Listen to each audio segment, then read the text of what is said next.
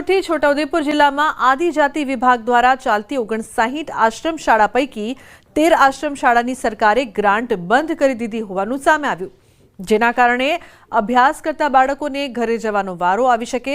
ઉલ્લેખનીય છે કે 30 ઓગસ્ટ 2024 તંત્ર દ્વારા આશ્રમની ઓચિંતી મુલાકાત લેવાઈ, જેમાં સામે આવ્યું કે મેન્યુ પ્રમાણે ભોજન નથી આપવામાં આવી રહ્યું, સ્ટાફને રહેવાની વ્યવસ્થા પણ નહોતી, જે બાબત પૂર્તિ કરતા સંસ્થાના હોદ્દેદારોને જાણ કરાઈ છે। ત્યારબાદ આ બાબતે આદિજાતિ વિભાગને પત્ર લખી જાણ કરતા આદિજાતિ વિભાગ દ્વારા રૂનવાડ આશ્રમ શાળાની ગ્રાન્ટ બંધ કરી દેવામાં આવી છે। આશ્રમ શાળાની ગ્રાન્ટ બંધ થયાને 10 માસ વીતી ગયા છે। હવે મુશ્કેલી ઊભી થઈ છે કે આશ્રમ શાળાના 460 જેટલા બાળકોને જમાડવા કઈ રીતે। ગ્રાન્ટ બંધ થતા આશ્રમ શાળાને ચલાવવા મુશ્કેલી પડતા હવે વાલીઓ પણ તંત્રને ગ્રાન્ટ શરૂ કરવા માંગ કરી રહ્યા છે। તારીખ 30/8/2024 રોજ સરકારશ્રીના અધિકારીઓ દ્વારા શાળાની મુલાકાત લેતા ભોજનાલય કાઢું છે તેવું મૌખિક સૂચન કરેલું અને રંગરોગાન કરવાનું સૂચન આપેલું હતું। અમે દિન 3માં રંગરોગાન કરી અને ફોટોગ્રાફ્સ અહેવાલ સાથે તારીખ 14/10/2024 રોજ રૂબરૂ ગાંધીનગર સુનાવણીમાં રજૂ કરેલ હતું, પરંતુ આજ દિન સુધી ભોજન બિલના નાણાં ચૂકવવામાં આવતા નથી। એને આજે 10 માસ થયા છતાં બી એનો ઉકેલ આવતો નથી અને આશ્રમ શાળામાં ફક્ત 2160 રૂપિયા નિભાવ ખર્ચ માટે આપવામાં આવે છે, પણ વિકાસ માટે કોઈ ગ્રાન્ટ આપવામાં આવતી નથી અને અહીંયા હમણાં આપેલી નથી।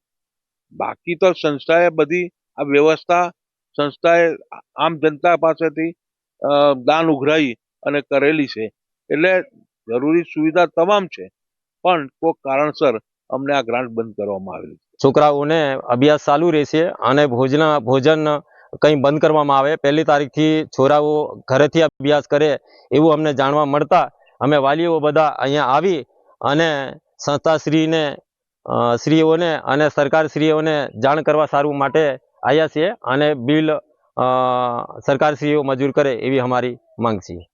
છોટાઉદેપુર જિલ્લો આદિવાસી બાહુલ્ય ધરાવતો જિલ્લો છે। છોટાઉદેપુર જિલ્લામાંથી કેટલાક લોકો શ્રમજીવી પરિવાર જે છે તે અન્ય જિલ્લાઓની અંદર રોજગારી માટે જતા હોય છે, તેઓની બાળકોની ચિંતા કરી છોટાઉદેપુર જિલ્લાની અંદર 59 જેટલી આશ્રમ શાળાઓ બનાવવામાં આવી છે, જે આશ્રમ શાળાની અંદર બાળકો અભ્યાસ કરી અને ત્યાં જ રહે તેની સુવિધા કરી છે। તેના કારણે સરકાર એક બાળક દીઠ 72 રૂપિયા નક્કી કરવામાં આવે છે। તેમને આજે રૂનવાડ આશ્રમ શાળા છે ત્યાં ન્યૂઝ 18 ગુજરાતીની ટીમ પહોંચી છે અને આજે રૂનવાડ જે આશ્રમ શાળા છે તેને છેલ્લા 9 માસથી સરકાર દ્વારા ગ્રાન્ટ બંધ કરી દેવામાં આવી છે। તેનું કારણ એક જ છે કે છોટાઉદેપુર જિલ્લાના જે ઉચ્ચ અધિકારી આશ્રમ શાળાની મુલાકાત લીધી હતી, તેઓની 13 જેટલી આશ્રમ શાળાઓની મુલાકાત કરી છે અને તેમનો આ 13 આશ્રમ શાળાની જે સરકાર તરફથી જે ગ્રાન્ટ આવતી હતી તે બંધ કરી દેવામાં આવી છે। તેના કારણે આશ્રમ શાળા ચલાવવું હાલ મુશ્કેલ બન્યું છે અને આશ્રમ શાળાના જે સંચાલકો છે, ટ્રસ્ટી મંડળ છે, તેઓ સરકાર પાસે એ જ આજાજી કરી રહ્યા છે કે સરકાર તરફથી જે ગ્રાન્ટ બંધ કરી દેવામાં આવી છે તેને પુનઃ શરૂ કરવામાં આવે તો આદિવાસી બાળકોનું ભાવિ બગડે નહીં। સેજબ ખત્રી, ન્યૂઝ 18 ગુજરાતી, છોટાઉદેપુર।